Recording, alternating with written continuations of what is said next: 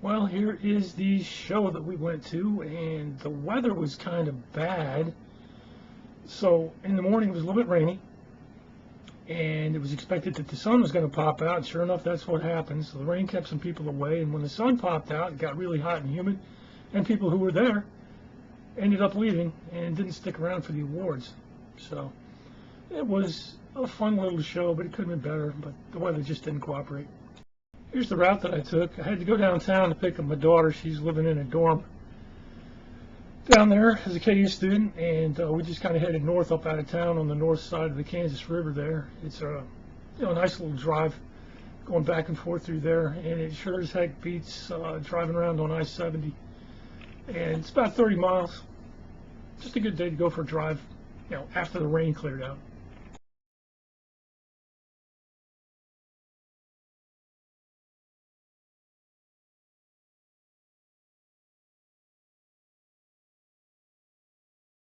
Now that's a pretty sweet ride. That's a 73 Sport Beetle, limited edition. They didn't make too many of those. It's got Recaro seats on the inside. It's got a little smaller diameter steering wheel with a fat grip. 5.5-inch Lemurs wheels. Looks like he's running 185 65 15s. Got disc brakes in the front, top line lowered struts, and 3/4-inch rear sway bar on the back. Probably goes around corners like it's on rails. I think this is a 56. Not sure.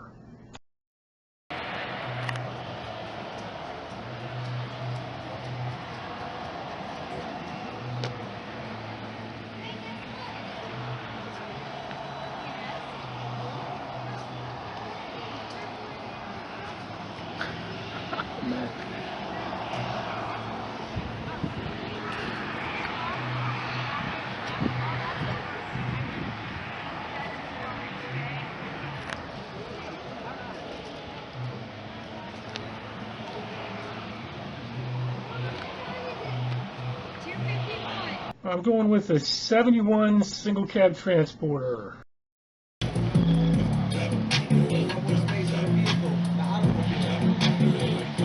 Wow, this thing's really straight. I haven't been able to find like anything wrong with it. I mean, I'm no expert, but just wow.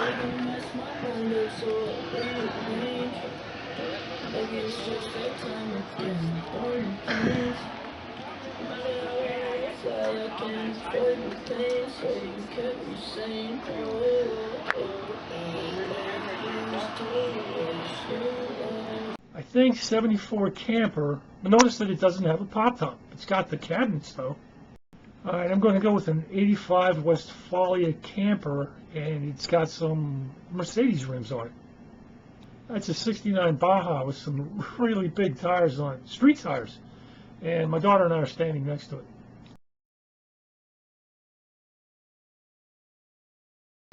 Check it out, this is what I'm looking for right there. A generator pulley, and I could look at the grooves on the back of it. It's got dual port heads. Oh, we don't like to do our breathers like that though. That should go up to there. Should be a tube running up and out.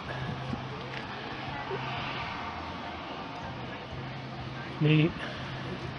It's got cool tins on it instead of the stock setup.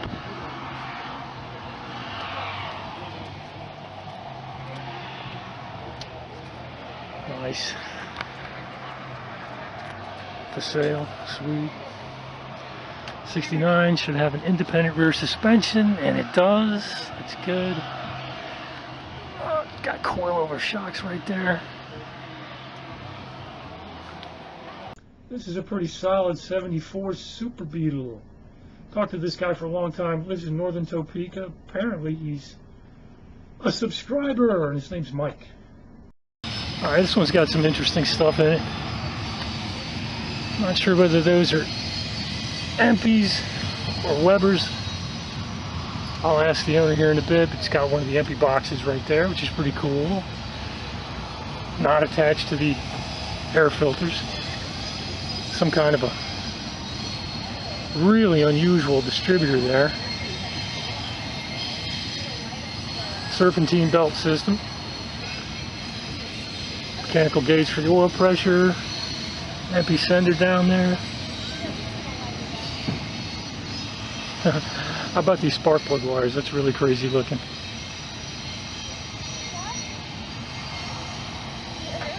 Again, pump block off, electric fuel pump.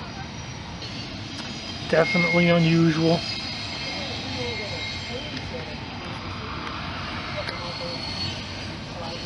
Pretty cool. Let's see, what do we got here? Yeah, 14-inch rim. That's different.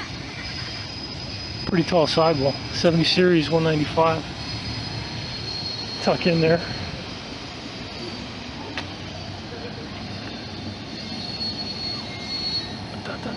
Look, their dash is not all beat up like mine. Hey Mike, if you're watching this thing, is that a dash topper you got on there? You just leave a message in the comments. It's hard to find one that doesn't have a beat up dash. Class daily driver. Let's see, they've done something different here. It's probably an LED setup, probably. Got some kind of little fog lamp thing going down there. Not bad. Cool. Oh, there may be some rot back up in here. The standard late model death rot. This side's looking okay though. I'll check out the empty valve covers. Other than that, it's got like a stock muffler, stock gearboxes. So, how about back here? Drums. Is it still 1600? Yes, okay. I think so. Okay. He changed the alternator, Yeah. the generator, carburetors. Yeah. So, but it's the same engine. It's the stock engine. So. A few bolt-ons. A giant Yes, distributor, the giant distributor. which I've never seen anything like that before. So that's really interesting. Yes. What did he say? The spark plugs went from, well, anyway, they went up to what? 50,000? 50,000, yeah. Yeah, I hope so. Yeah. Yeah, that's like double the stock gap. So yeah. I know. That's cool. That's good to do. Yes. It's got some power. Yeah. For a little tiny guy. Yeah. All right, so the CB Performance. Yeah. Pulley was a raffle win. $26 what I paid. $26 in raffle tickets. And luck. That's cool. Anyway, it's an empty kit, but he didn't like the linkage, so he took the linkage out and went with the bell crank type linkage. Yes. So that's what that is. Because it has that return spring. I feel better with that. Yeah. Pretty sure that's a 58. Super pretty and super clean. I could never have anything like that. I could never go fishing in it. It's just too clean. So this one's a 58. I was wondering when the cutoff is between these windows and like an oval window. So what is it, like 58 to 57? I don't know. I don't really play with the really old ones. But it's super clean. It's a lot cleaner than my car. Got the slide back sunroof. Nice.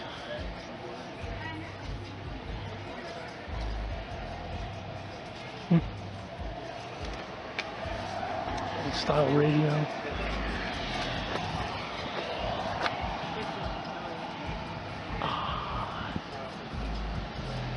Pretty sweet.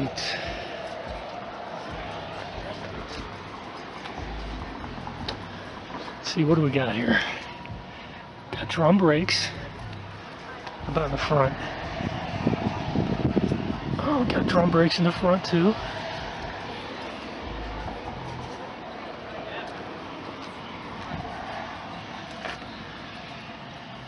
Some stock, some aftermarket. Interesting. that tiny, tiny air filter. Wow.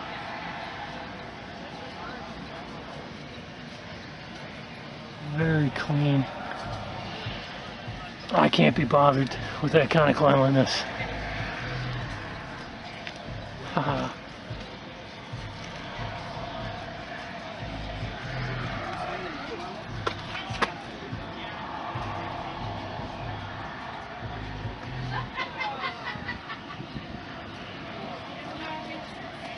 I'm going to take a wild guess and say that that's like a 63 or so, maybe 62. I don't think it can be 64 or newer. There's a couple of things that just aren't right. Okay, so the question was, what does it mean to be stock? Yeah. Well, it's not totally stock. It's got an aftermarket alternator on it, but other than that, but it doesn't look like mine, right? No. Right. Because mine's not stock. Pretty sure this is a solid 69 daily driver. I think that's around the 97 Jetta. That's something like a 2001 New Beetle, and it's got BMW rims on it. How about 2000 Cabrio? Looks like it's a little bit lowered and some aftermarket rims there. That's about a 2014 Jetta Sport Wagon. It's got the inline 5. I've never seen one before. Alright, so last year I didn't come over here, but there's fewer cars out there today, so not as many people to talk to, so we thought we'd come over and there might be some air conditioning. We could come in and hang out for a little bit.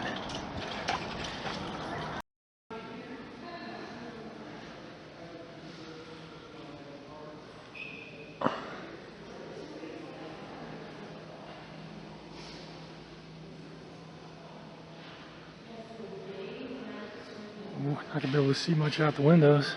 Too bright.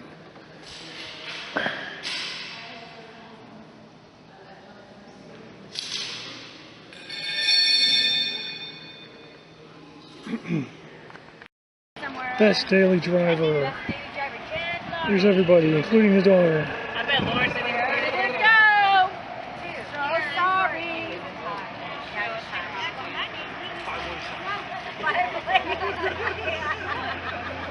10,000 years ago. We're so sorry. Well, there went Dave. How about best every other day driver? Some days driver. So, you know, when I go to a car show, I usually do things a little bit different than most people who video record car shows, you know, and just kind of wander around, take pictures, and throw it out on YouTube. But I like to look at stuff.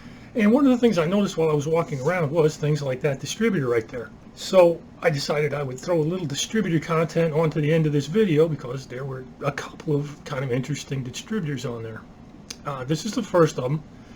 Never seen anything like it before. It is electronic. It's got a vacuum advance. And if you look at it there, it's pretty darn dirty, which means it's been functioning for a fairly long time. And the trick is, what is it? It took me a while to find it. At AutoZone, Duralast Gold New Distributor ADLG-VW10 for a modest price of $138.99 or about $140. And went over to the Samba to check this thing out, and the only thread that I could find on it was from about 17 years ago, 2008, 2009, 2010, something like that. 15-year-old thread. Nobody could really say anything about it because nobody was running it. So we're kind of limited to the people who have found it, apparently through AutoZone, installed it, come back, and have reported their results here, but not over at something like the Samba. Anyway, go check them out. So what do we got here?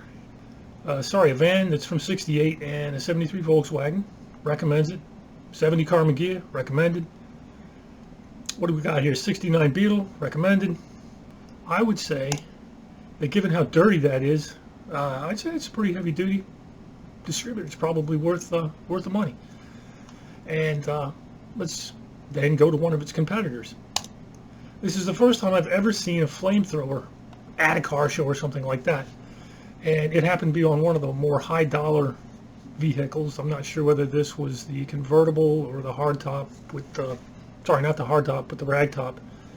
Anyway, they drove the car there, so clearly that flamethrower works. I know a lot of people tell you, oh, they're not any good, but these are 2 distributors now that have gotten people to the show and back, and they both work. Anyway, these guys, as a competitor to the other guy, $190, you can get it for less than that, about $175 if you go to one of the big parts houses. But that's still a fair bit more money than this guy right here.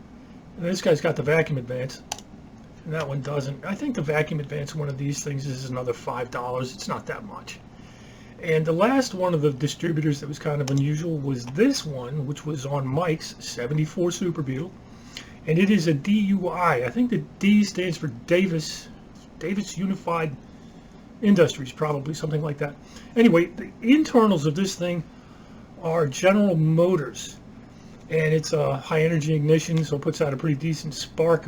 And the specifications for this thing are $275. That's pretty pricey, but hey, you know, it's pretty solid. Anyway, they say you can run like an 0.55 gap, so it's got enough voltage to run an 0.55 gap. That's pretty good. And just, you know, it's just a mechanical advanced distributor.